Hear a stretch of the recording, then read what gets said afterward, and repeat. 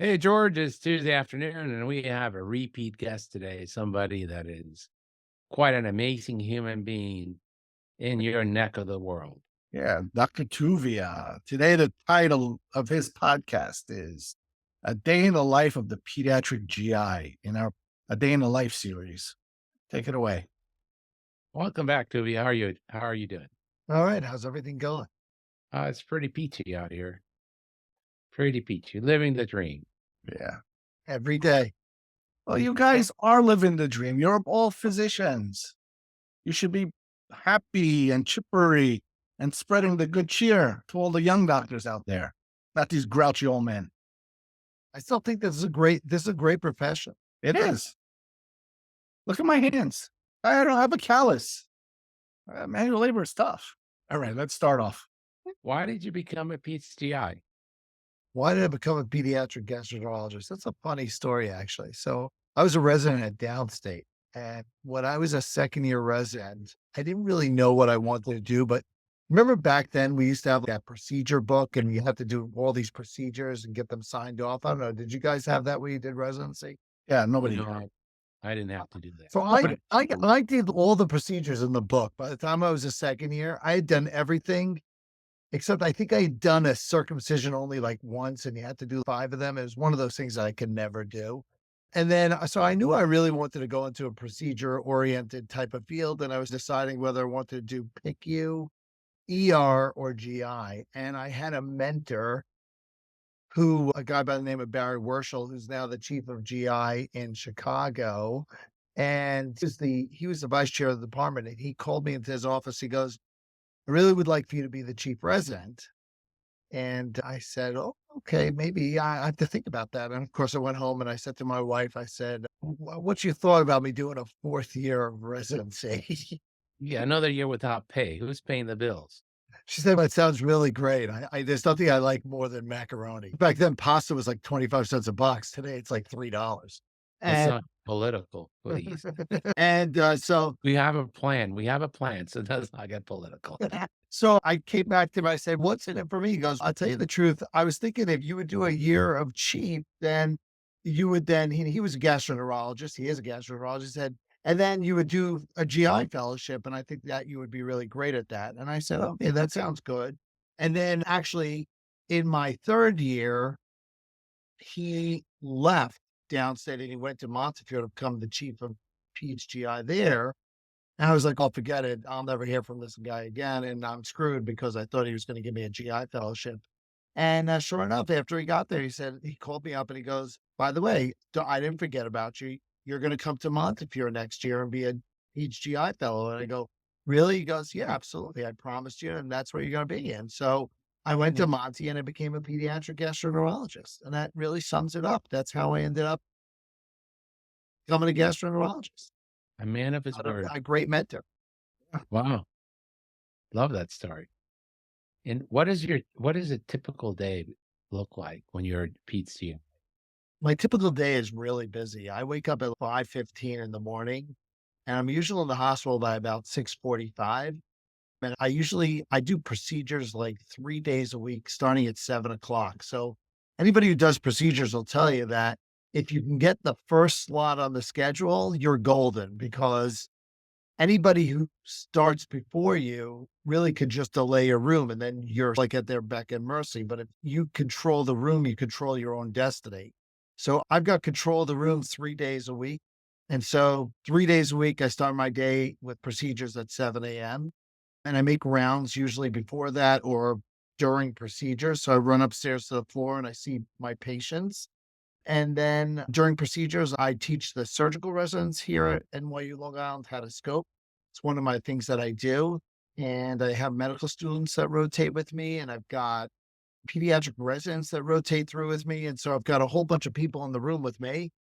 And after I finish procedures and I finish my rounds, I then head over to the office where I see patients. And then I hang out with you guys at night. Oh, wow.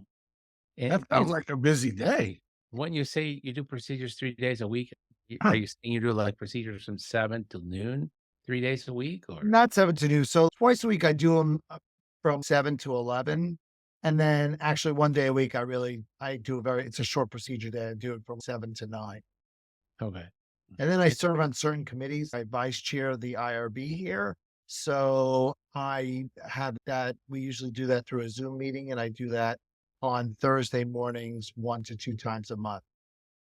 And your procedures are mostly colonoscopies and endoscopies, or do you do more? So in line with most pediatricians in the adult world, they do mostly colonoscopies because everybody over the age of 45 is supposed to have a screening colon. And if you haven't had one yet, you really should. A lot of fun. George, what are you doing later? Actually, funny story. I had to go get mine, of course, late. We did a couples colonoscopy at my friend's office on the last day before the city closed for COVID on that Saturday. A couple's colonoscopy. Yeah, my Is wife that went like a with- couple's massage? How does that work? whatever. Did you do the clean out? You did the clean out together? That was a lot of fun. I hope The kids have to go through that, probably, right? everybody's got to go through it. We use generally Miralax and Gatorade, so it's not as bad.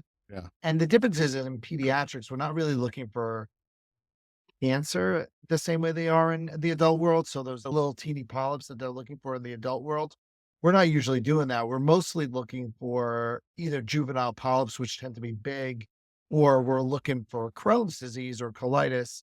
And so the cleanouts generally are not as great as they are in the adult world. So what's your thought? Why not do Cologuard or do the blood test that's coming out instead of the colonoscopy other than GI guidance? There is nothing better than visualizing the tissue. There you go. Herb, I should have asked you what you're doing later. All these gizmos and gadgets are not, they're okay as a screen, but you need a real thing. At the end of the day, there's nothing better than taking an actual look. And you should know the risk of the amount of colon cancer that we're seeing is going up and up. There was just a report about, I have it somewhere here on my desk, about the rising incidence that the amount of colorectal cancer has tripled among children and teens from 1999, 2020 here. Wow. That's diet related. And this was published in Gastroenterology in July 24. Those are some drastic numbers. And we recently had a 17-year-old that we diagnosed with rectal cancer, which was really scary. Really? Yeah. Wow. Do That you one think, I've never seen. you think Yeah. the colon cancer is related to the diet? Certainly, I think, listen, I don't deal a lot with colon cancer, but certainly westernization of the diet, the amount of animal protein that we eat has been associated with an increased colorectal risks, along with other things. Westernization of diet has resulted certainly in more inflammatory bowel disease. And we see that now with new populations that we had never seen IBD in before. We're starting to see the Indian population is the fastest growing population with IBD in the world. And we had never seen that before. And it really has to do with we believe westernization of the diet. Oh, you think it's protein and not the processed diet? All these processed But foods? certainly the process, but colon cancer, a lot of it has to do with the amount of meat we eat, a lot of animal product. And then when you say animal, does like salmon and fish, does that count? I think it's more the beef protein, but I don't want to misspeak. It's not really my specialty, Well, very interesting. but I love a good steak. Yeah, me too. You got to die of something. Hey, better to go with a smile on your face. You know what I'm saying? I start my day off with a piece of cake every morning. Your daughter's still a nurse? My daughter is a nurse. She's actually an MP now. So you don't bring her down to the colonoscopy suite anymore so she can She smell? she didn't start working as an MP. She's still working as a nurse at nights, and she still comes by and visits me whenever she's working that night, the overnight, and I'm in the endoscopy suite. She always stops by to say hello. You remind her of the sacrifices you made? I always remind my children of what I have to go through in order to put food on the table. Must be fascinating dinner time conversation. Pass the chocolate cake. From the pediatric GI specialist, what is your perspective on the challenges that we're facing taking care of children? I think what the biggest challenge we're facing, and I think that this applies to all of pediatrics in general, is the amount of anxiety and mental health issues that we're seeing. I think it's unprecedented, the amount of mental health issues. And I don't think, at least in my training, and you guys share what your training was like, we really didn't get a lot of mental health training. I think the biggest shortcoming of my training is that I was never taught. When I was training, SSRIs were relatively new. They were out there, but they were relatively new. But we were never trained on how to utilize SSRIs. And I think it's a major shortcoming of our training, because there's just not enough mental health people around to take care of our patients. And we don't have the training to do it. And that creates a lot of problems. And I think we're really seeing a tremendous amount of mental health issues, whether it be the anxiety or the eating disorders that are up over 33% since COVID. And that's a major problem. Yeah, it is. Don't you think that so I didn't go I love internal medicine, but I didn't go into internal medicine because of a female GI patient. She must have been in her 20s or 30s, young person. And she had every workup for this abdominal pain she had until she got to what is the he was a surgeon, but the proctologist. And he looked over her chart, it was this thick, and then he was a character. He was this Jewish guy, and he's crab, he's all he just looked at her and he said he couldn't have been more than late 40s, but he said to her, "There's nothing wrong with you. You're just crazy. I'm not gonna put you on the plane and look at your butt for what?" This was prior to Google reviews, by the way. I know. He used to call it the chair the plane. I'm not putting you on the plane and looking at your butt. You've been worked up enough. You just need to come to peace with your mental illness. Hmm. That'll go over well today. Oh God. And I'm like, But I have to tell you, George, sometimes we do our patients a disservice, but by not telling them the truth, not so dance harsh. around the truth instead of saying, "Hey, you need a psychiatrist." I dealt with that this morning. I got a kid. Yeah. The kid's vomiting all day long, and she's got alternating constipation, diarrhea. She's had the workup, everything, you name it. She's had three endoscopy colonoscopies. She's had a capsule endoscopy. She's had a CT. She's had an MRI. She had a labs up the wazoo. And now the kid's admitted in the hospital because school's about to start and she's vomiting. And the parents are asking me, "Oh, do you think we should repeat the capsule study again?" And I said, "I'll be honest with you. I think that she's got GI symptoms, but they are secondary to her anxiety. That's it. And she needs a really good psychiatrist." Yeah. Not 5 seconds after that, the mother goes, "So are we going to do the capsule endoscopy?" I said, "No, we're done." But And everything I start in our room, in our office, our exam rooms. We know, and how do you not refer them to a GI? right. No, they've got to have their organic disease ruled out. Yeah. I was recently somewhere and this person comes over, he goes, "Oh, do you remember our daughter?" Now I said, "I'm really sorry. I really don't." So you saw him around 15 years ago. And I was like, "Oh my God, are they going to take out a gun and shoot me?" Like I said, "Oh, how's she doing?" She goes, "Oh, she's married. She has 3 kids." She goes, "Do you remember what you told my daughter?" I said, "I'm really sorry. I really don't remember." She goes, "You told her that she needs a psychiatrist." I said, "Oh, and how did it go?" She goes, "We left and we were really angry." She goes, "But then we went to somebody else who did an entire workup. And then we went to another person who did another workup." She goes, "And then we finally sat down and go, maybe Dr. Marciano was right. We need a psychiatrist." I said, "So what happened?" She goes, "We took her to a psychiatrist and she did really well." And sometimes the families aren't willing to accept it because mental health has such a bad stigma. But honestly, when they start to accept it and they realize it, those people do really well if they can allow themselves to be open to therapy and to somebody helping them. They really do well because being a kid today is really hard. It's not, listen, when we were kids, we were stupid. Honestly, when I was 16, what did we know? We knew from nothing. Did I know what the stock market was? Did I care about what the interest rate was? Did I care about the election? I didn't care about anything. Nothing. But it wasn't even that, like, I don't know about you guys, but I was very sheltered as a kid. But the closest I got to seeing a naked woman was in the supermarket's Playboy, and they used to cover it just Well, so it was what Playboy. supermarket did you shop at? Oh, they Giant Food in Maryland? in Maryland, dude, that, you know, they Were you from Baltimore? no, I grew up in Potomac. Oh, really? Yeah. Half the neighborhood's Jewish, but they had the magazines and they were covered up so you could just see the face of the model. That was as close as you got to see a girl. Today, they get on YouTube, they don't hide anything.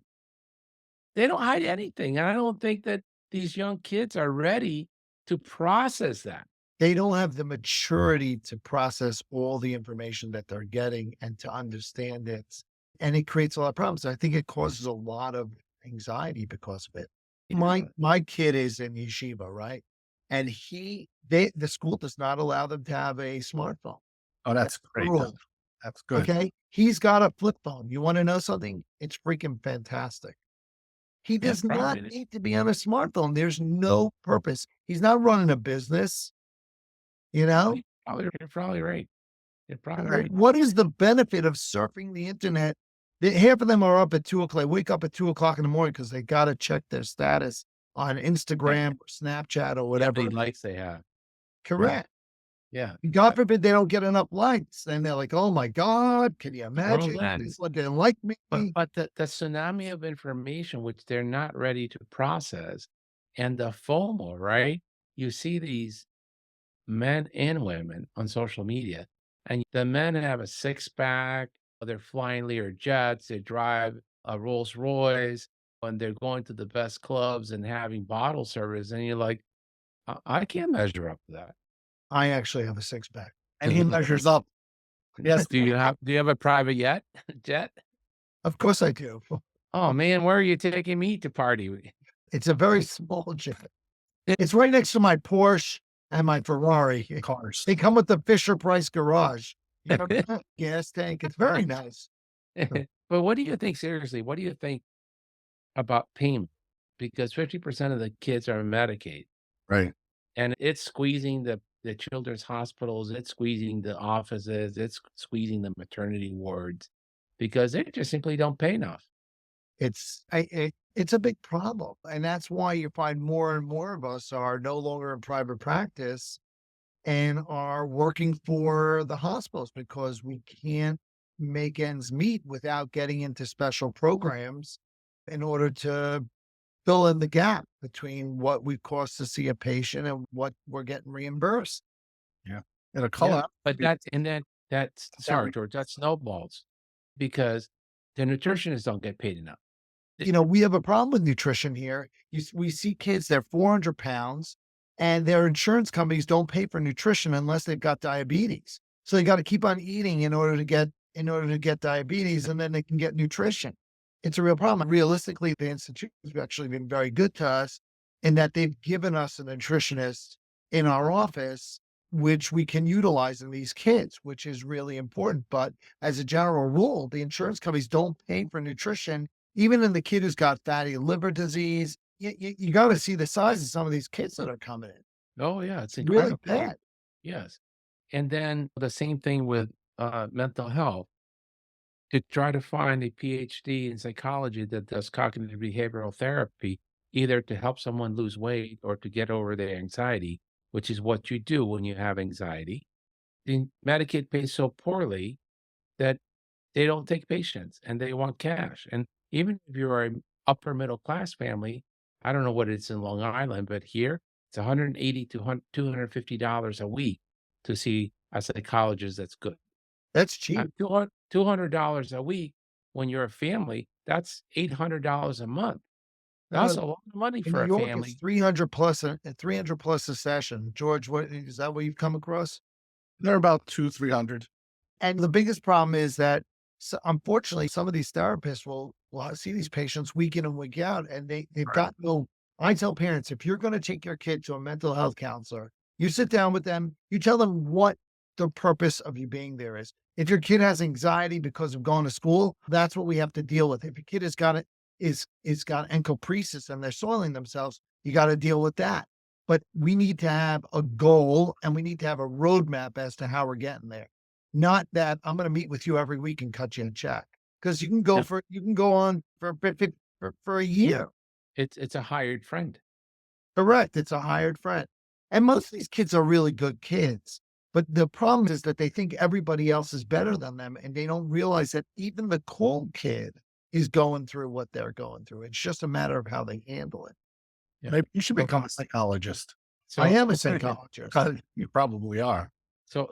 two things that I learned from the people that really do a lot of mental health in pediatrics is one, you have a good therapist when they're leaving the patient homework because that changes their thinking.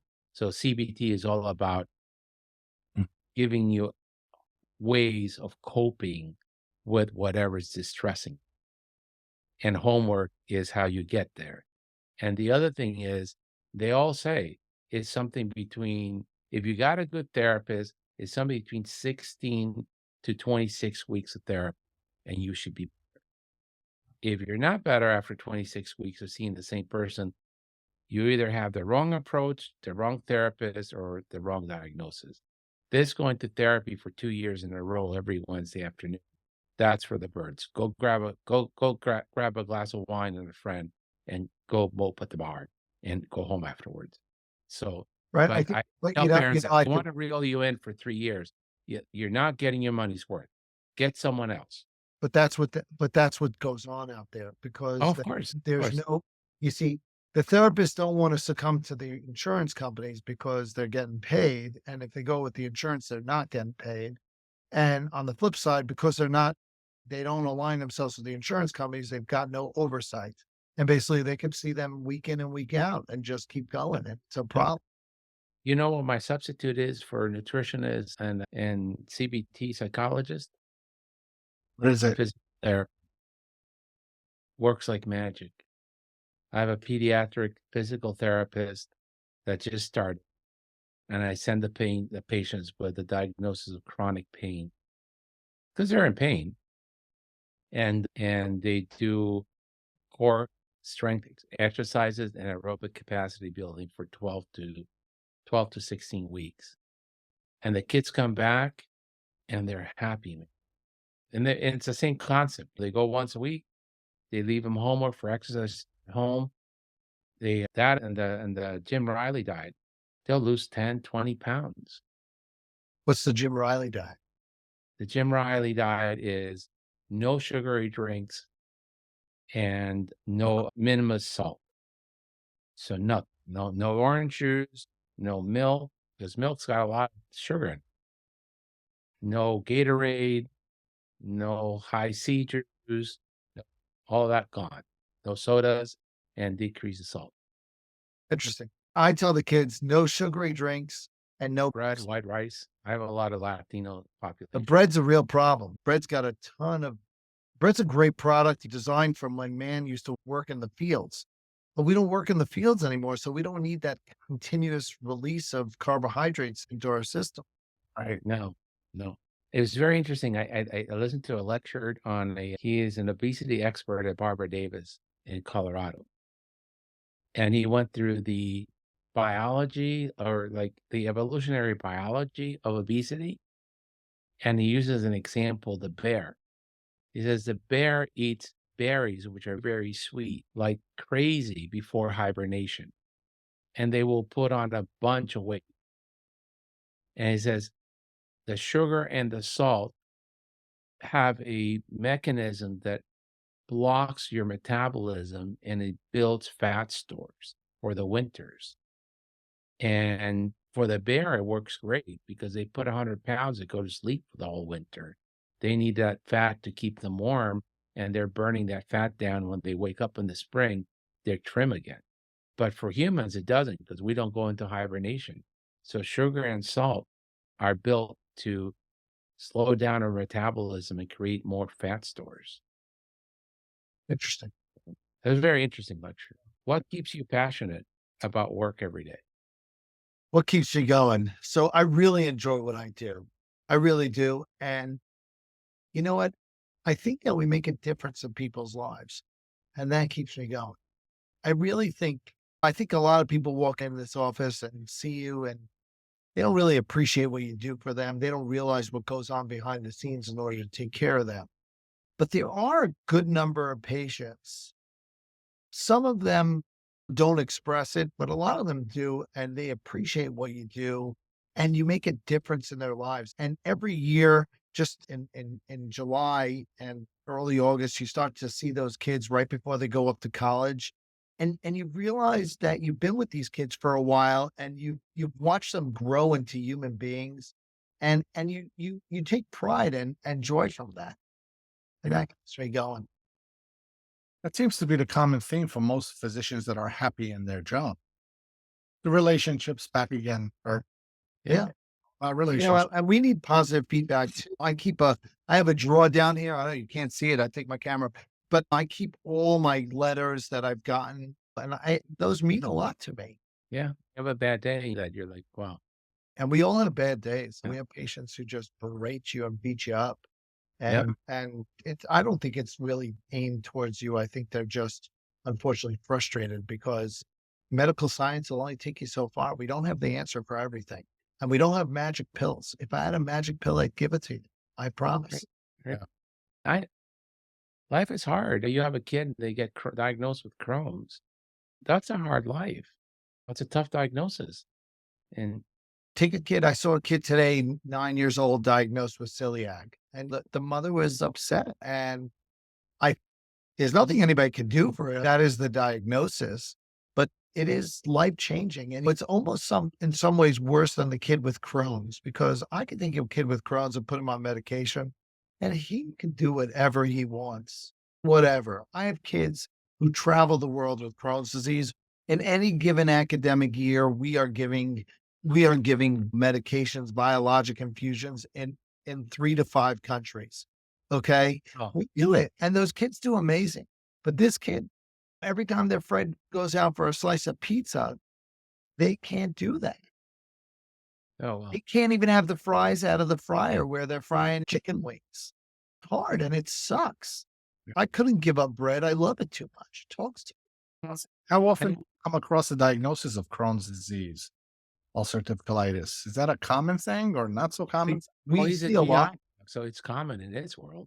We see a lot of it. This is Long Island. We have a lot of inflammatory bowel disease in Long Island. Is it a lot of inflammatory bowel disease, or is it a lot of colonoscopies being performed and you're finding it that's just didn't show? We're not doing screening colonoscopies. We're doing colonoscopies on people who need them. So if you come into the office and you've got a reason to get a colonoscopy, then there's a chance that you're going to have inflammatory bowel disease. It's not that you're 45 and we do a colonoscopy. And by the way, you don't have cancer, but you've got Crohn's. Mild. We don't see that. If we scope you, then we are looking for Crohn's. Yeah. And I still can't wrap my head around celiac disease. It's an immunological disorder. Celiac disease is an autoimmune disorder. It's Okay. right up there with Hashimoto's thyroiditis and type 1 diabetes. Yeah. So I got it. And then I hold that thought for a second. Oh, tell me more about that thought. So when you get a kid who's screens in positive for celiac, and then I know that I have to measure their AGA, because if I don't measure IgA, I may get a false negative, right? Correct. Okay, that's as far as I can get on it. And then I don't understand what gluten is, so then I totally get lost.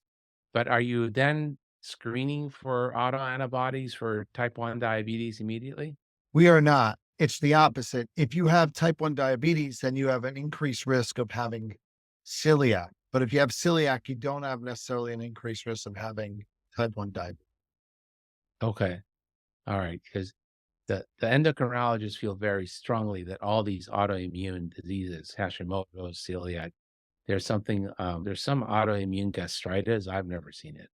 You could get autoimmune gastritis. We don't really see it. Yeah, I haven't really seen autoimmune gastritis. Unless you're looking at eosinophilic gastroenteritis, we see, which is quite rare compared to, say, eosinophilic esophagitis. Okay. And they all think it's interrelated. And like in Italy now, they're screening the population, the whole population. I don't know how they do for celiac. I know what they do for type 1 diabetes, but the whole population for type 1 diabetes autoantibodies and celiac, everybody But gets. so they looked at that, I think in the US, it's not financially worthwhile to screen everybody in the United States for celiac disease. The cost is astronomical. All right. So it's just I can't wrap my head around what even gluten is. We haven't designed a screening test that's cheap enough to do it on everybody. So it's not a cheap test to run. And does it run in families like diabetes does? It's a genetic disorder. In order to have celiac, you got to carry the gene, and about 30% of the population has the gene, whereas only 1% of the population has the disease. So is there some trigger, some viral insult or environmental Nobody insult? knows, actually. Nobody really knows if there's a trigger or not. It's just like with everything. It's some viral illness that triggers it. What happens with appendicitis? Why does appendicitis happen? It just happens. Was it a piece of Bad luck. eventually a piece of poop gets stuck?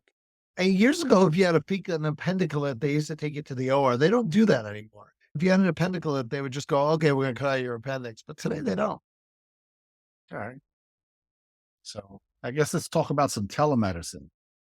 How has that impacted your profession? Do you do telemedicine at all? About pre-COVID, 2 years prior to COVID, I was giving a lecture in Pittsburgh or West Virginia. I think it was West Virginia. I gave a lecture to the Department of Medicine on inflammatory bowel disease. And they were talking to me about how they were doing telemedicine because they cover 4 states down there. And basically they have like clinics set up with a nurse. And because the doctor couldn't go to all these places, but these were places that didn't have physicians, and the patient would come into the room with the nurse, and they had an iPad essentially, and they would conduct an interview, and they would ask the nurse, oh, feel the belly over here, feel the belly over here. Can you do a rectal exam? Can you show me what that's like, et cetera, et cetera. And that was my first introduction to telehealth. And I said, that seems like a good idea for middle America. Now, we live here in New York where there's a doctor on every corner, but in middle America, there really isn't. And I thought that was a great idea, and certainly it gives access to those people. I will tell you that telehealth is great, but not if you've got a problem. If you've got a problem, there's something to be said about a physical exam and a face-to-face encounter in the same. When I talk to the residents about how becoming a doctor, I think the most important part about being a pediatrician is being able to walk into a room and determine within a split second if that patient's sick or not. Correct. And you are missing that by just doing this. There's something missing by just us looking at each other on a screen. And so I think telehealth is great. And certainly, I need a refill of my medication. I've got IBS and everything's fantastic. Great. Telehealth's great. But other than that, we're in New York. We live in New York metro area. Get in the car, drive the 15 minutes and go see the doctor, because there's something beneficial happening when you're in that room. I agree with you. There are many people that don't. Well, people are lazy. They want I don't understand why they would have a telemedicine visit with me in my office where they live 10 minutes away. Just come on down. I have patients who live literally around the corner. And I'm like, why don't you just come over? What are they going to do for me in person? They don't want to meet in person, but they're getting shortchanged. And I tell them that. I said, listen, you have this, you really should be seen in the office. Yeah. And I also think with telemedicine, it requires a number of years of clinical experience, real clinical experience, before you can actually do it. You have to have, it's like Star Wars. You have to have the force. You have to feel the force. You have to feel the force if you don't feel it. I remember when I was a fellow, one of my attendings used to say, if you don't feel it in your heart, forget it. There's nothing I can teach you. Yeah. If you don't feel it in your heart, you can't practice medicine. And I see a lot of the younger doctors that are jumping onto this telemedicine craze. They're on the computer. They're figuring stuff out. You should have just told them to come down 10 minutes ago. I don't think it's good. I met a patient. I had my students 2 weeks ago. We see this patient for a checkup. We find out that the mother's a rehab physician. And I ask her, so how did the interaction go with the student? Everything's good. We find out she's a rehab physician. Oh, rehab, that has to be really hard because all your patients, they're older. It's hands-on. Still, no, I haven't been to the office in 5 years. She does telemedicine. And she explained it that she has a PA that rounds, talks to the patient, does whatever movements that she tells him to do, and she stays home. She hasn't touched a patient in 5 years. And this is rehab. I think there's some disease processes that are amenable to medicine. For example, once you got a kid who's got acne under good control and they need just refills on their medicine. Yeah, refills are okay. So I just need to look at your face. There's not much else I can do. The acne's cleared up. We're good. I think in mental health, once they're stable and they just, I see a lot of telehealth going on for mental health. And I got to tell you, I think that there's something missing by not being in an office face to face with that person. I I, think it I, depends if it's like George's office does it well, the ADHDs, they'll give them their refills when they're stable for 2 months. And then the third month they have to come in, get their blood pressure. Yeah. What I see people getting into trouble is these psychiatrists that never touch hands with the patient. They've been doing telemedicine with the patient for 9 months, and they're clueless as to what the kid's weight is or what their blood pressure is. They're just totally clueless. But I think if you're doing it one refill and then they come in and one refill and then they come in, well, especially the kids when they go to college. And so there's little areas where I think it'd be good. But I think I have to agree with you. Sometimes just putting your hand on the shoulder of a human being heals them. And you cannot something you do that. said about touch. I walk into the lounge into the residence room where they're signing in or signing out, and I ask them sometimes, "Did you touch the patient?" Because that's what we do today. Everything's computer. This is what a CBC is. This is the CT. This is the that. Great, but did you touch the patient? I got to sign out. I got to sign out. Yeah, that's it. I'm signing in. I'm signing out. Yeah. It's a Yeah, we problem. go through the mechanics and we're forgetting the art.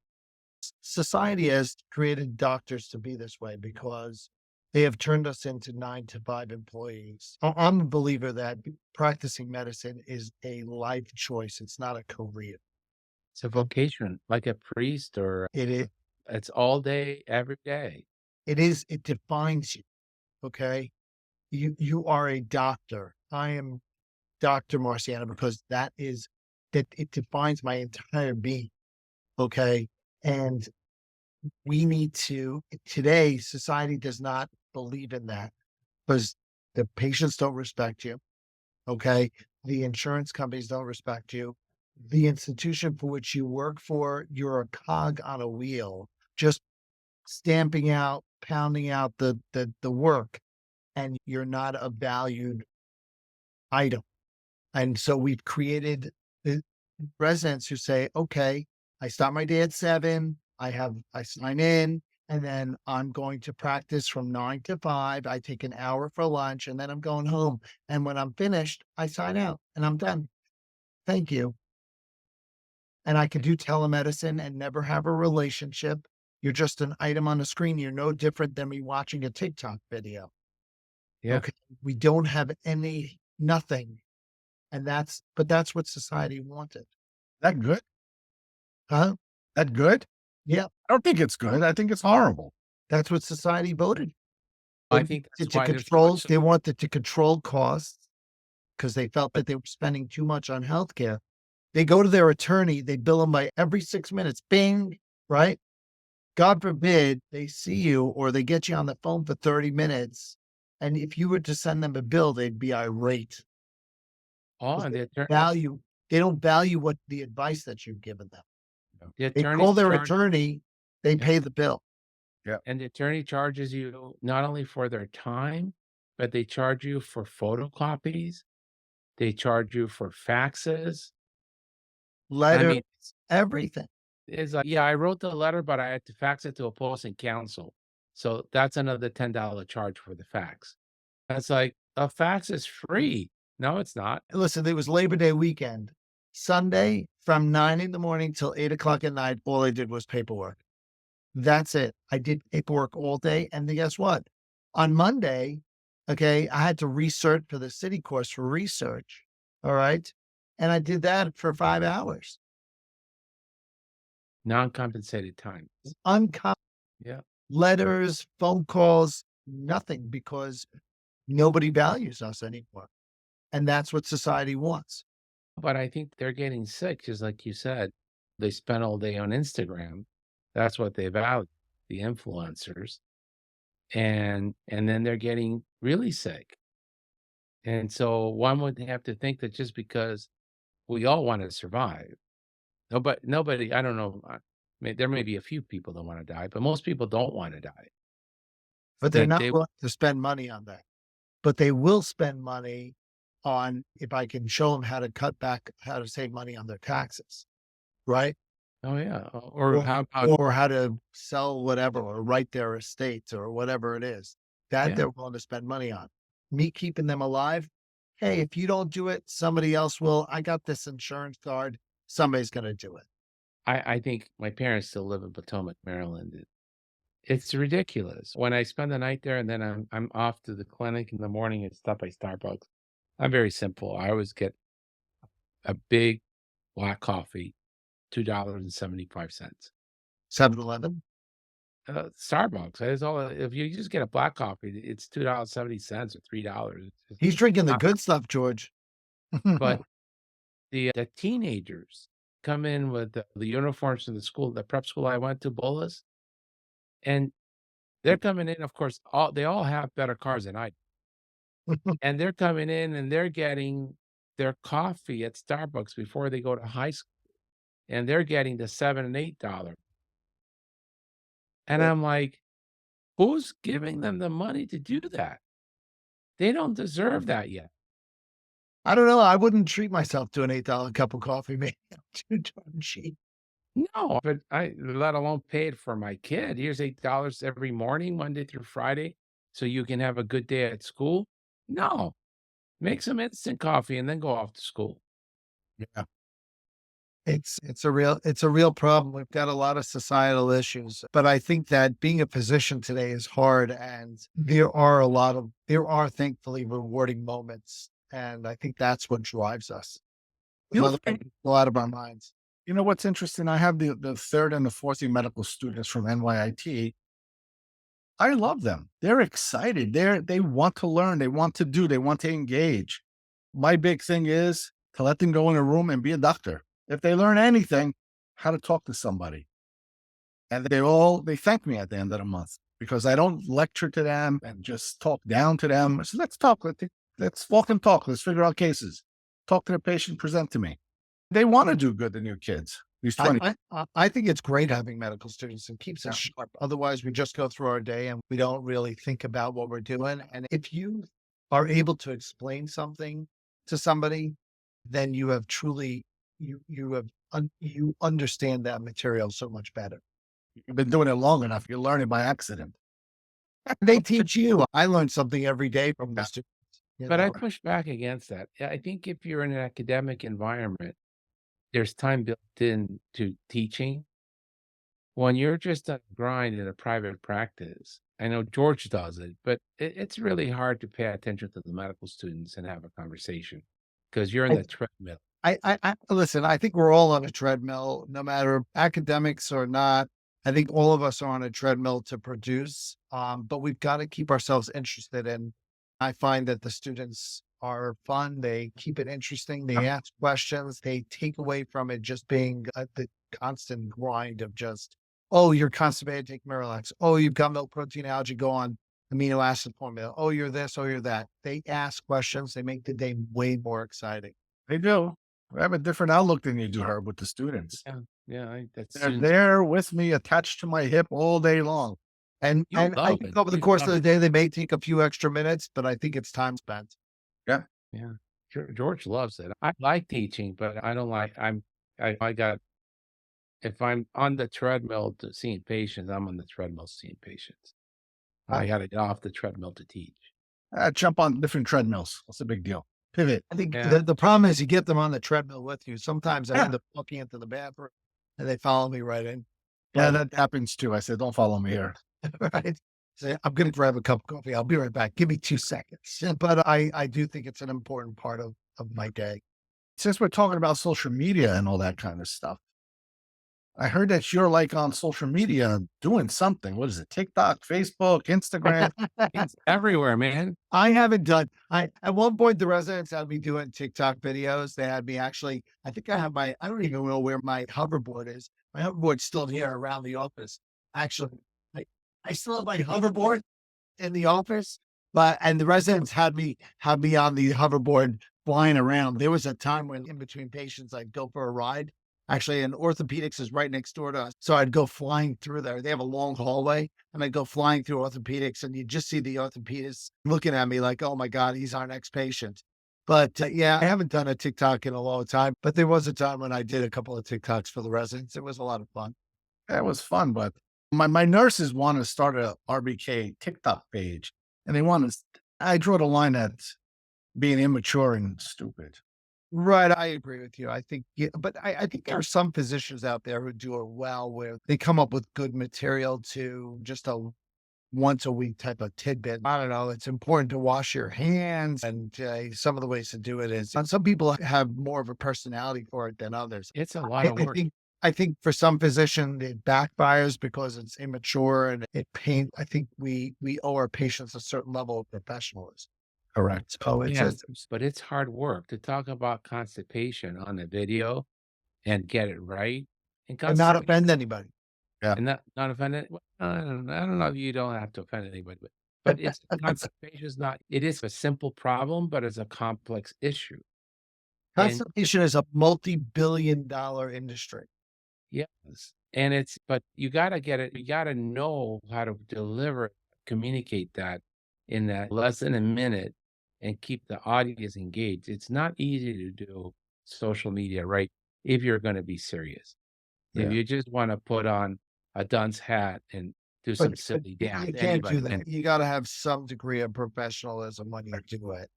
A lot of people don't. A lot of our colleagues are doing just funny videos. And it backfires on them. You ever watch Dr. Kalama Kalafit? I love that guy. He's fantastic. He's got a great story, but he does social media really well. Yeah. I don't know. I did a project with one of the doctors, Dr. St. Amour, where we made some PowerPoint presentation in layman's terms of every visit that they're going to come. Right. So we're going to talk about things. Senior physician, junior physician, did you ever see this disease kind of thing? Talk about some anticipatory guidance, repetitive things, and what vaccines you're going to get, side effects. And we send it to the patients before their actual visit to help expedite your visit. I ask them, did you get a text message from us that said the doctors want you to watch this video? Now the patients are saying, yes, I did. We watched it. It's good. I check with them and say, who was on the video? And most of them will say, oh, you were on it. Because I'm asking, right? Say, who's the other guy? And if they tell me the other guy, then I know they actually watched it. And people they're liking it because you're giving them more information than you would on the 5 minutes that you're in a room with them. And believe it or not, people are downloading those silly PowerPoints that we made. Herb said that those PowerPoints were useless. I beg to differ. You know? I think it varies with the patients and the practice. I think that if you have a practice that's more sophisticated, then it may be great. I think it varies with your practice. Yeah. We actually just joined, we're getting ready to start up something called the Promote Study, which is an NIH funded study looking to use social media and interaction in patients with inflammatory bowel disease. And actually very similar to yours, you send them like tidbits, et cetera, and try to get out of them in between their visits, how their disease is going. It's an actually very interesting study. And so we're going to probably start that up in the next month, but within the next 1 to 2 months. I predict it'll go well and it'll say it helped patients. Find out. It's hard. Certainly with NYU, we've got a lot of patients through Epic and NYU get their My Chart, and we send them a lot of information through the chart. Some patients utilize it and some patients don't. What I'll do you take see the last in question. Herb, I wanna know from a technology point of view, how has Pete's GI changed? Like, the surgeons have the Da Vinci robot. What has changed? Scope technology has certainly advanced. The image that we see is certainly better, and the scopes are better. But again, a scope is. I think we were doing similar things. We're probably doing them better now than we were before. There's definitely a lot more testing that can be done. We have access to a lot more genetic tests than we ever did.